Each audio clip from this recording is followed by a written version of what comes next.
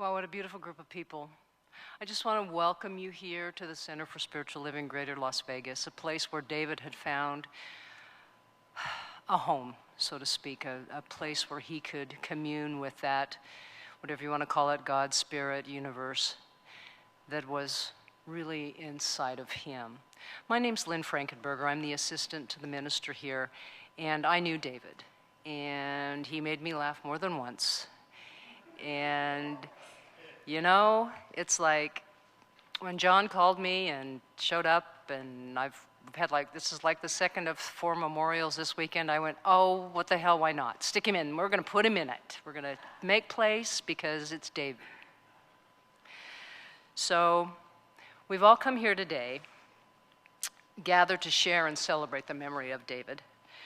I called him David Big Heart Walensky, because that is what I've heard, that is what I know. That is what I shared with him personally, as well as so many of you here. For a time, he walked among us and he taught us about life in his own way and love. Now, we come together in this place to acknowledge his contribution to each of our lives and to find in our hearts peace with his passage. You can be certain a part of him is present here today within each of us. He's right here. He'll always be here. He's never gone. Yes, there may be some sadness in your heart, but you can come together today. We come together to move through those feelings and get to that core of love, which was the core of Dave. That appreciation you had for Dave, and to celebrate. We're here to celebrate his presence here on earth. We're here today as friends and loved ones to join together. We come from varied backgrounds, varied beliefs, to acknowledge your individual connections to him, to his spirit, to his light, to his love, because that is the truth of who he truly is. Amen.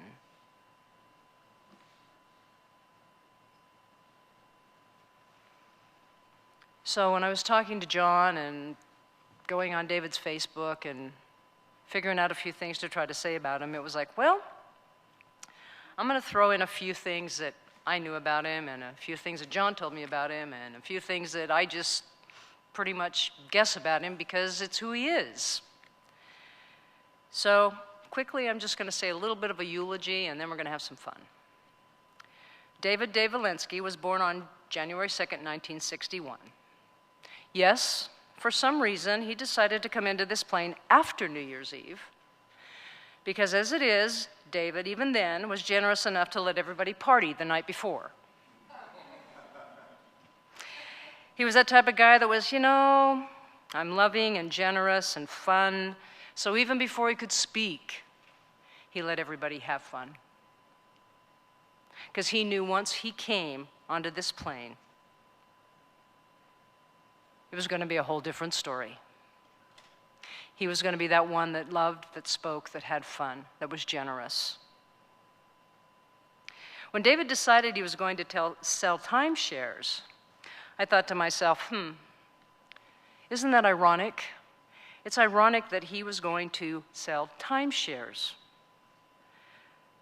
Something that he picked that he is amazing at, sharing his time and his love. Timeshare, share time. That's David. And in that, he was something to behold, what I heard when he was selling. Everything from his Sir Madam to lying on the floor, pitching the best way he knew, through fun, through laughter, through joy. He was quite a salesman. He could, and he almost did one day, and I pretty much bet everybody in this room would agree with me, he could convince you to buy your own shoes. Right off your own feet. That's how fun, that's how amazing he was with his generosity and his humor. And no matter what, when David walked in a room, it was like a big bright light came on. He illumined every room he entered. Being the free spirit that he always is, he showed up, and it soared, especially in the outdoors. He loved being in nature. Going to Mount Charleston, playing tennis. Now, they told me he loved ice skating. And I said, seriously, David? You're in Vegas. You'd have to desert skate. That's about, what you could do here, although we do have an ice rink. But his love of the outdoors and just being in that nature, in that place, was so deep and so heartfelt for him. Anyway, his wit and his nature captured that of what a few people said was Rodney Dangerfield. He was like a Rodney Dangerfield incarnate. And of course, right down to the eyes, even his eyes, those beautiful, bulgy eyes, those big eyes that every time he laughed got bigger and bigger and bigger. And it was just an amazing thing to see. And not only were his eyes big when he laughed and carried on, they also got bigger when he shared and when he ate. Because I can tell you, yes, he liked to eat. How many times do you think one man can go to a buffet? Seriously. The reality of it is they say, oh, David had a hollow leg. I think he had two hollow legs because, you know what John said? He said the last time they were out and he hit that buffet like 5 times. I said, seriously? Yeah, definitely. He had 2 hollow legs. So David loved having fun, and I was blessed to spend some time here with him. When he came to his beloved Center for Spiritual Living, he told me at one time when I was talking to him that he had found a place where there was no judgment, no condemnation, only the love that is shared so freely, the love that he could share so freely in his life, the joy that he could share so freely in his life. He could now feel that he wasn't being judged, that everyone around him embraced him. And this is the truth. This is the truth of all of you here. The embracing, the loving, the joy that was shared and always shared with David. Now I can continue going on and talking about David, the man with the big heart. But I had a couple photos sent to me.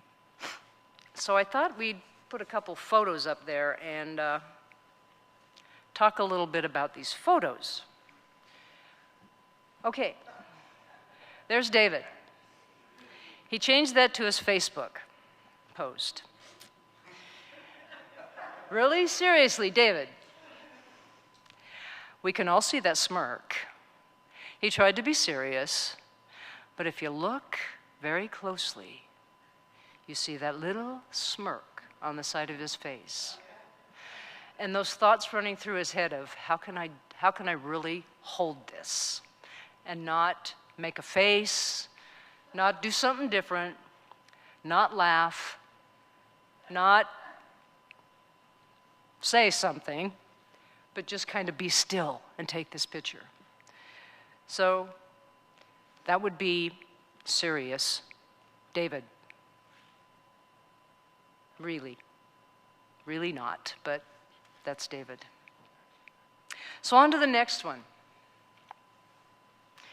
Yep. I'm working. You all take this stuff too seriously. He's sitting there like, hey, I know how to do this stuff. What are y'all worried about? You just get on the floor and you say, Sir, Madam, and it's all over. you know? He just, that's Dave. He was just sitting there doing what he did always, laughing and making sure that life was never taken too seriously. Because sometimes we take it too seriously, and he knew that he was able to sell anything and not to take it seriously. And of course, we have this last picture. And here was his love, his true love. David, being the big kid that he truly is, loved kids. He loved being around family. He loved being around all of you. He loved sharing this life this way. And that's David, the big kid that just was a big kid, always. You know? And I just want to let all of you know that David is extremely happy right now because the last time we played tennis, he kicked my can. He must have been, he just annihilated me. I think he was practicing while I wasn't looking or something, but I think he was ready to go, and he was ready to take me out, and he did. He took me out big time. We played tennis a lot, and we were like two kids out there having a great time. Like your best friend, you know. Dave always kind of came across that way, you know, like he was your best buddy, you know. And he was just honest, and he was truthful, and he just told it like it was, and there was a really endearing quality about David that I just loved, and I loved to be around him. We'd also go hiking together, and he was a nut. He's just a nut. I mean, just to just spend like a half hour or 45 or to an hour or even a couple hours with Dave, boy, you got a lot. I mean, you got a lot of information that you maybe didn't want to hear. You laughed a lot. You know what I mean? You know, and it was, and you know, and really, what you really got, and what you really saw was, we all know that Dave went to extremes in so many ways, but what you really saw was the extreme way that he loved and he cared about people and how sincere he was. You know what I mean? That was a really nice thing about him. And I'm grateful and blessed to have that in my life, to have had that in my life. We would go skiing on Mount Charleston, and we all know about that. Well, at least a few of us, Brian, Matt Hamilton, a few other fellas, like we'd go up skiing on Mount Charleston, and this is just kind of, it's fun, but I mean, Dave he did everything he could to knock us down. And we'd be skiing along, and Dave would come in and give us one of these and try to knock us over while we were skiing. And of course, Brian and I were all about that. We're like, okay, you want to play that way? Okay, you got it. But it was just fun. And just kids up on the hill, man, having a good time. And like I said, Dave went to extremes in a lot of different ways, but the one thing that stands out most to me is just how loving he was and how caring he was, and really how honest and truthful he was about life. Thank you. Hello, everyone. I'm Brian Connors. This is really a great event. I'm so honored to be here. I've known Dave a long time. I've known Dave since 1974. Yeah, I'm from New Jersey, and I went to college. I went to Rutgers with Dave's half-brother, and I promised to read something from his half-brother. When I was way back then, I would see Dave. When Dave was about 25, we had something in common. We all know Dave was in 12-step programs. I'm not in the beverage program, but I'm in the Al-Anon program. And my sister died from alcohol and drugs, and I grew up in the same room with my brother, who was a drug addict and alcoholic. I'm happy to say he has 40 years sobriety today. But you're right about wanting to be Farley and things like that. He had show business all over him. And I am an actor, and Dave used to come to my plays in New York. And then I started writing, and I wrote about my family, and I wrote about my sister's death and my sister's suicide. He was very moved by it. And we were in the West Village in a small theater, like a 100-seat theater. And Dave, at that point, I don't know if you guys didn't know Dave back then, he was a multimillionaire. He went from rags to riches, back to, I wouldn't say rags, but became a multimillionaire from very humble beginnings and only a high school education. And when he saw that my sister had took her own life, he said, I want you to write my play, my story, my movie. I said, really? He was the first guy to ever hire me to write a script. And we did. It was called King Baby, and we made a short film. It's on kingbabymovie.com, and it's going to be in a film festival here, thanks to Warren Durso, who's back there, in a film festival. Thank you, Warren. It's going to be in a film festival in Las Vegas and also in Jersey, and may go all around, who knows. And there is a screenplay about his life. But this is from his brother, who I went to Rutgers with. It starts off with, whew, where do I begin? There was a time quite a few years ago when David and I were very close. Though we were half-brothers, I can't imagine having had a better relationship if our mothers were the same person. Before things began to spiral out of control for him, we had too many great times to possibly recount here. I will try to relate a few. Before that, however, I want to take some time to remember the kind of person, brother, he was. I introduced David to a countless number of my friends from high school and college and my professional life. And every one of them found it to be engaging, gregarious, caring, loving, and considerate.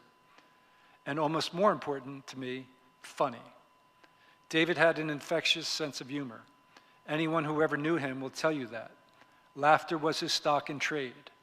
This is why he could sell ice to the Eskimos. Now to a few of the good times. When I was in graduate school in Los Angeles, he came to live with me in a rented room. That's right, room. We took turns night by night, sleeping on the couch or the floor. To make matters more interesting, he invited one of his friends, Mark Warnes, to come out and share the room. This provided a redefinition of brotherhood. When he was living in Asbury Park, New Jersey, he used to get pizza at our favorite spot. The pies were delicious, and when he would go to pick one up, he would order a second one to eat on the drive home. So many things you guys are saying here today go way back. And the dancing, I've seen David dance too. That was David. Once in New York, he came to visit me while I was tending bar. Within 15 minutes, he had charmed the entire room and was holding hilarious court. This is who he was.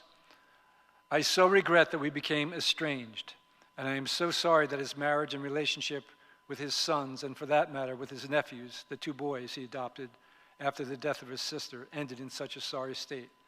But even that does not diminish for a moment his legacy or his memory. David was a special person. I have missed him for 15 years. Now I will miss him more. May he rest in peace. So, one other thing, I want to keep it short, but I also wrote a eulogy to David. Some of you got it in an email, so I won't repeat that. But if you want to see it, Brian Lepore has it. And his ex-wife, who went through hell, called me. She was the one that gave me the news, because David might have gone as a John Doe or something.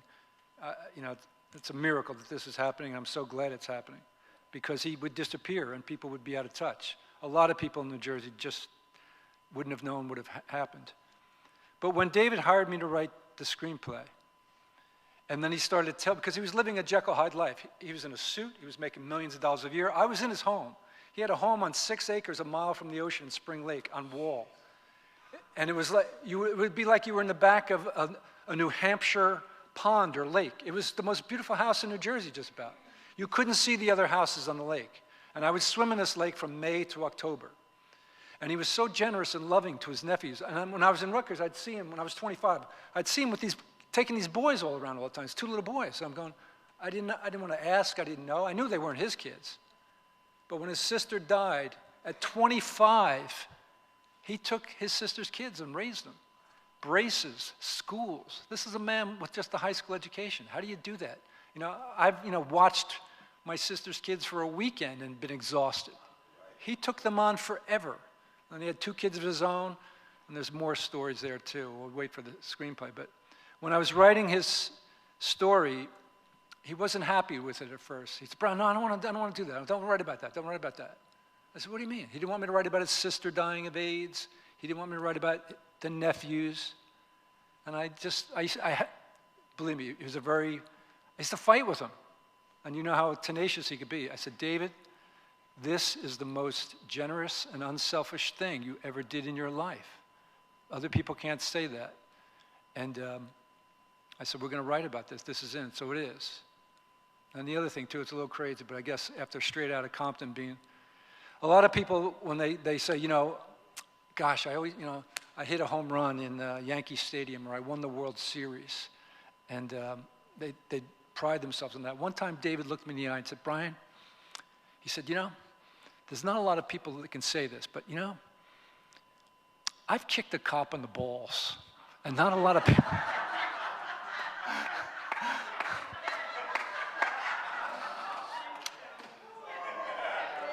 He was nuts, he was crazy, he was wild, he was lovable. We do pray for mercy, and that same prayer doth teach us all to render the deeds of mercy. God bless, David.